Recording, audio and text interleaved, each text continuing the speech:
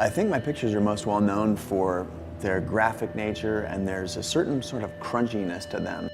They tend to be very real.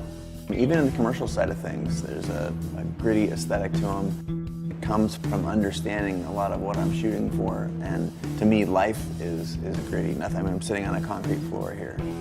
The print ultimately is the actualization of the original capture, of the original vision. So in some ways, it kind of completes the circle. You can have a digital file out there in the ether, but when you print it, you're kind of locking it down. You're saying, this is my interpretation of it. And there's something very powerful when an artist actually points at something and says, this is the way it is. The print is that. Describing my Seattle 100 project is tough because it's been a project that's going on for 3 years. Basically, it's documenting underground cultural leaders in Seattle. Tried to capture the essence and kind of the soul of the people. When I was envisioning the Seattle 100 exhibition, I wanted a handful of smaller prints, and in this case, we've just taken excerpts out of the book. But for the real impact, I wanted very large prints, and I wanted a lot of them. So we've got 45 images printed at 44 inches by 55 inches wide. For me, a large image creates an impact that a small image can't. In this case, for example, I connect very deeply and very humanly with someone and something in this picture that is the same size or perhaps larger than me.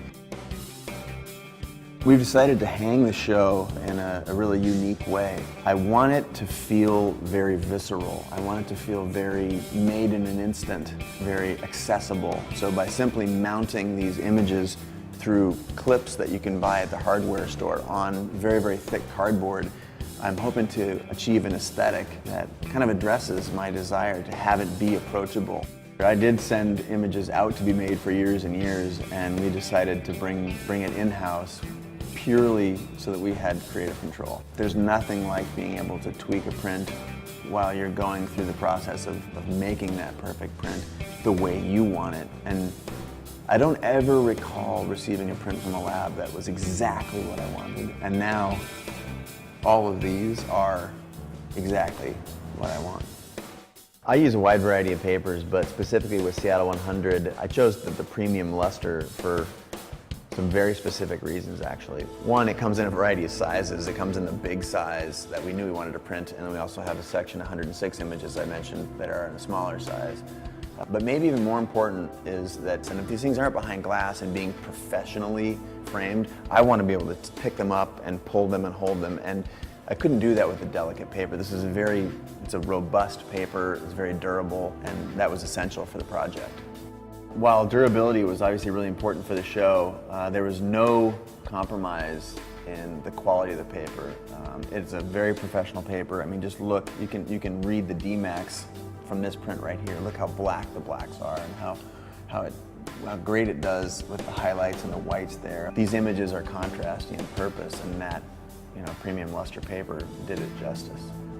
Seattle 100 project is obviously black and white. I'm sitting here amidst a bunch of black and white prints, but the color renditions that come out of premium luster paper, they make it feel like I'm getting that print that I couldn't get in the darkroom. Part of a crisp aesthetic is having a really good white. And so the demin, the bright spots of the image, in order to cultivate that aesthetic that I wanted, the premium luster was really important, and been able to be black as night and bright as day. One of my favorite images of the show is an image of Megan Jasper. She's got black hair and she's a black chihuahua sitting in her lap. And the premium luster, one of the ways that I really gravitated toward this paper was when I printed that image. I fell in love with the fact that I could see the detail in there despite, it's just not a big black blob. You can see the hairs on the dog, the threads on her sweater, and it came out beautiful. Technically speaking, the luster paper has an E-surface on it, and that actually played really significantly into me choosing this paper for this project.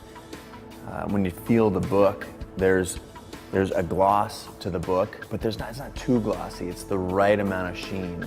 And the paper that I chose to print the show on needed to feel the same way. And all of the papers, everything that we've done with Seattle 100, it has to have the right feel, and that luster paper nailed it. here of Nabil, a friend of mine. A ton of D-min in that image. Look at all the highlights and the whites, and there's incredible detail hidden in there that if you could come up here in that little camera and point it right out there, you'd be very impressed. And again, that fits very well with the style that I wanted to shoot this whole project in. Without a paper that could hold on to that, I'd have been in trouble. A print has to be the best version of itself before I'll ever put my name to it, because what I'm signing, I mean, it's really a piece of me that I'm pushing out into the world. Obviously, if you look around here, the premium luster paper has become a really core component of our prints. I print on other papers, but this is the workhorse. This is something I'm really proud of.